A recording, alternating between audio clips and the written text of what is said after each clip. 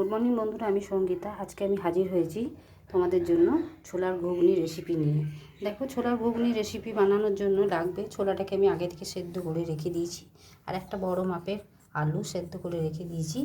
এখানে আদা রসুনের পেস্ট করে নিয়েছি, এখানে পেঁয়াজ কুচি করে নিয়েছি, এখানে দুটো টমেটো নিয়ে নিয়েছি মিডিয়াম সাইজের, আর এইদিকে নিয়ে নিয়েছি গোটা গরম মশলা। দেখো, এলাচ, দারচিনি, লবঙ্গ সব আছে। এখানে কাশ্মীরি লঙ্কার গুঁড়ো আর ঝাল লঙ্কার গুঁড়ো, হলুদ, জিরে আর ধনে, চিনি, নুন আর হলুদ আছে। এদিকে ঢাকা পড়ে গেছে, যাই হোক, আর তেজপাতা, আর এখানে নিয়ে নিয়েছি চানা মশলা।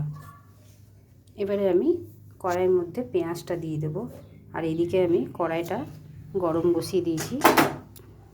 দেখো বন্ধুরা, কড়াই তেল দিয়ে দিয়েছি, তেলটা গরম হয়ে গেছে।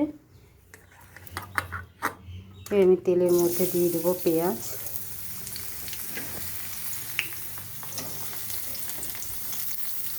পেঁয়াজটাকে আমি একটু ভেজে নেব, আর দিয়ে দিচ্ছি তেজপাতা আর গরম মশলাটা।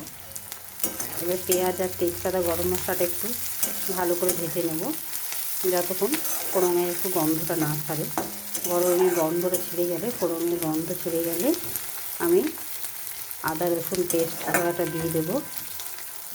এভাবে কিছুক্ষণ আমি ভেজে নিই পেঁয়াজটাকে।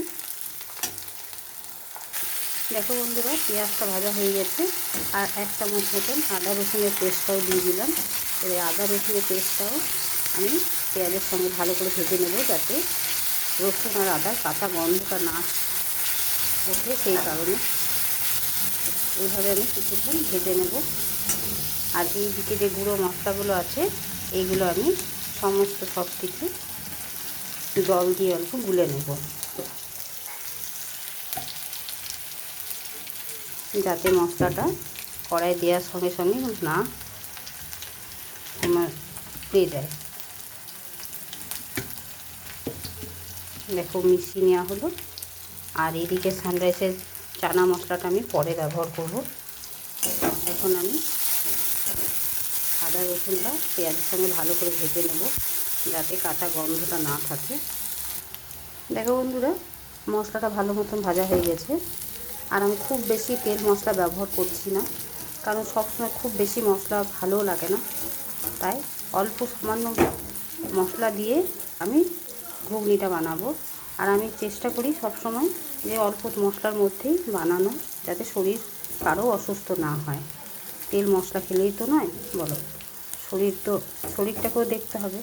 সেই কারণে আমি অল্প তেল মশলার মধ্যেই করবার চেষ্টা করি। এবারে আমি গুঁড়ো মশলাগুলো দিয়ে দেবো।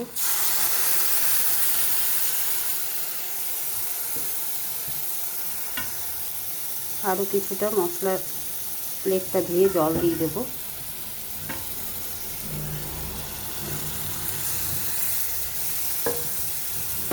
এবারে আমি এই মশলাটাকে ভালো করে কষে নেব, যতক্ষণ না কাঁচা গন্ধটা চলে যায় ততক্ষণ আমি ঢাকা দিয়ে দিয়ে মশলাটাকে কষিয়ে নেব। তারপর আমি টমেটোগুলোকে দেব। এইভাবে আমি কিছুক্ষণ ভালো মতো নেড়ে চেড়ে কষিয়ে নেব। দেখো বন্ধুরা, মশলাটা ভালোভাবে কষানো হয়ে গেছে। এবারে আমি দিয়ে দেবো কেটে রাখা টমেটোটা। আমি দুটো মিডিয়াম সাইজের টমেটো দিলাম।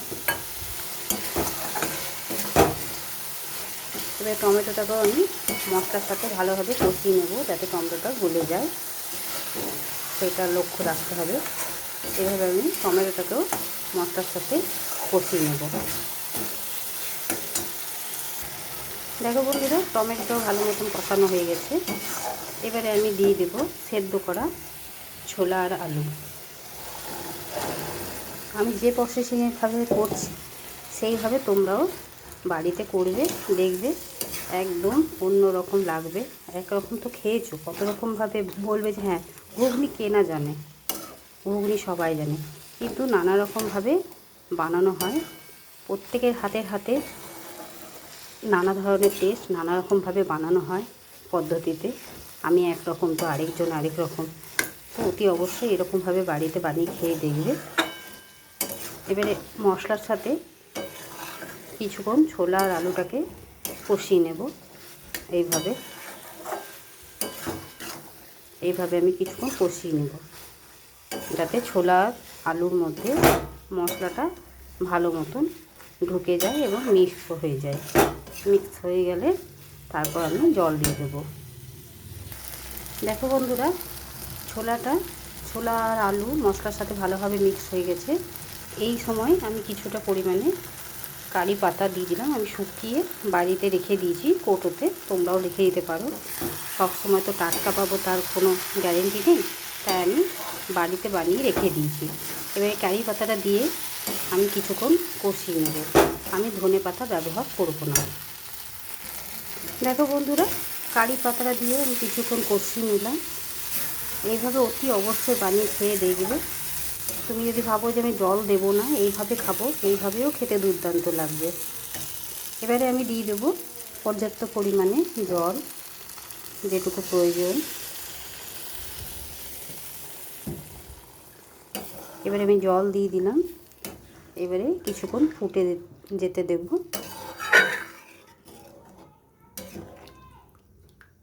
এবারে আমি ঢেকে দেবো যতক্ষণ না ভালো মতন সব জিনিসের মধ্যে সমস্ত সব উপকরণ মিশে যায়, ততক্ষণ আমি ঢেকে দেব। দেখো বন্ধুরা,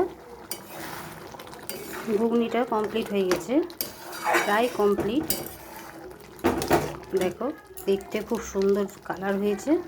আর দিয়ে দেবো ওপর থেকে একটু চানা মশলা। বাস, তাহলে আমার রেসিপিটা কমপ্লিট। এবারে আমি নামিয়ে নেব। আর কোনো রকমের ধনে পাতা বা গরম মশলা কোনো কিছু আর ব্যবহার করব না। এবারে আমি ঢেলে নিয়ে তারপর তোমাদেরকে দেখাবো। দেখো বন্ধুরা, ছোলার ঘুগনির রেসিপিটা তৈরি হয়ে গেছে। আর সম্পূর্ণ দেখো ঘরোয়া পদ্ধতিতে, কোনো রকমের বাইরে থেকে জিনিস এনে যে করতে হবে সেটাও নয়, যে এটা নয় সেটা নয়, যা থাকবে ঘরে সেই উপকরণ দিয়ে ঘরোয়া পদ্ধতিতে আমি ছোলার ঘুগনির রেসিপিটা বানালাম। দেখো, রেসিপিটা যদি ভালো লেগে থাকে, তাই রেসিপিটা ভালো লেগে থাকলে ভিডিওটাকে লাইক, শেয়ার এবং চ্যানেলটিকে সাবস্ক্রাইব করে দেবে।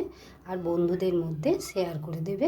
এখনকার মতন এতটুকুই। আবার কালকে অন্য কোনো ভিডিও নিয়ে তোমাদের কাছে হাজির হব।